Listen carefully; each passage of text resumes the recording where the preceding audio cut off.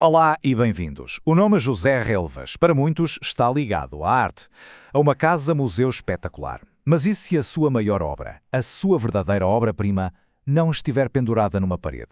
E se for, na verdade, a tentativa desesperada de salvar um país à beira do colapso? É sobre esse José Relvas que vamos falar hoje, o estadista que foi chamado para enfrentar um dos momentos mais negros da nossa história. A pergunta era mesmo esta: como é que se salva uma nação que está prestes a entrar em guerra civil? É preciso imaginar o cenário. Estamos em 1919. O país está completamente dividido, o caos instalado e a República, ainda muito jovem, corre o risco sério de se desmoronar. Olhem para esta casa, a Casa dos Patutos. Parece a imagem da tranquilidade, não é? Mas por trás desta serenidade toda esconde-se uma história de pura turbulência. O seu dono, José Relvas, é muito conhecido por isto mesmo, pela sua fabulosa coleção de arte. Mas acreditem, o seu momento mais crucial na história de Portugal não teve nada a ver com arte. Teve a ver com estar no olho de um furacão político que quase deitou tudo a perder.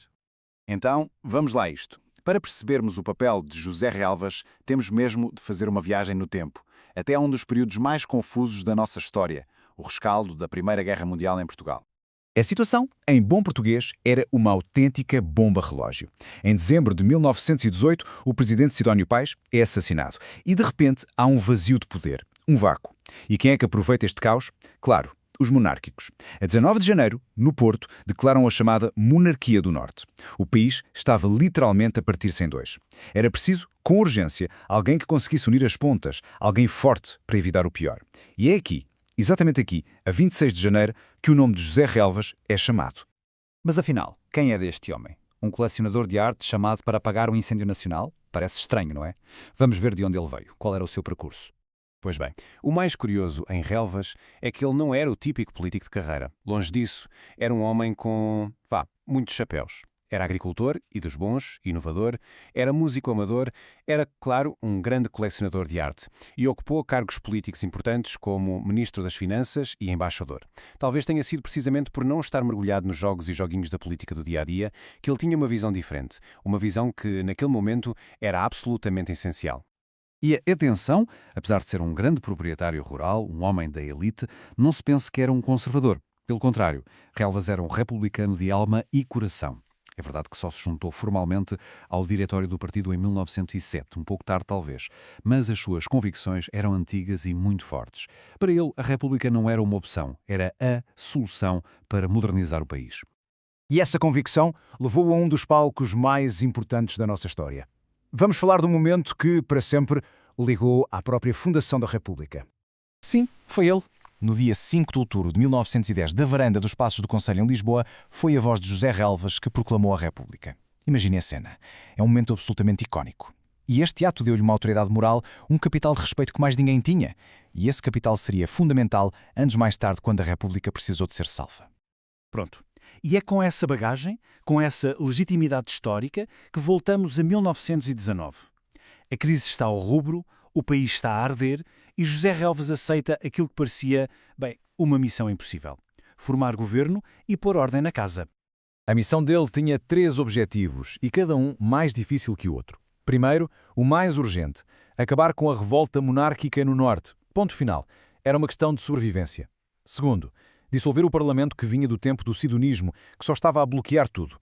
E terceiro, e este era o verdadeiro teste de fogo, obrigar os partidos republicanos a deixarem-se de zangas e a unirem-se.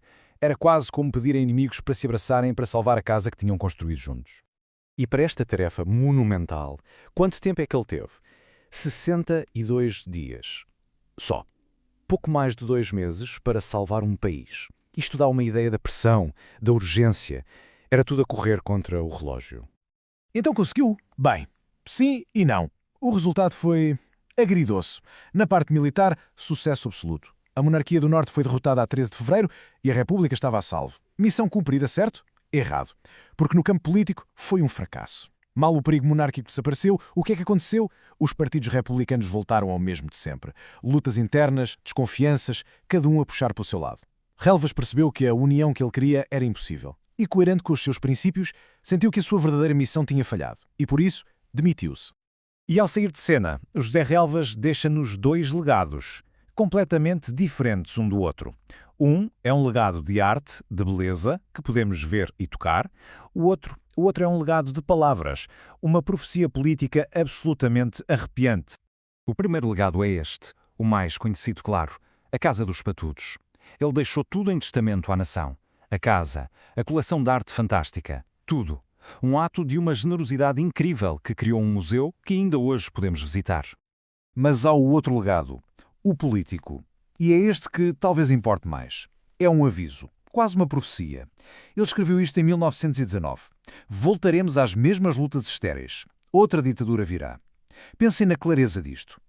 Ele viu, com uma lucidez brutal, que se os republicanos não se entendessem, o resultado seria o desastre. E o que aconteceu? 7 anos depois, em 1926, o golpe militar que deu origem ao Estado Novo. A profecia de Relvas cumpriu-se da forma mais trágica possível. Isto tudo deixa-nos a pensar, não é? Afinal, quem foi José Relvas? Um idealista? Um sonhador que queria uma república perfeita e que se foi embora desiludido?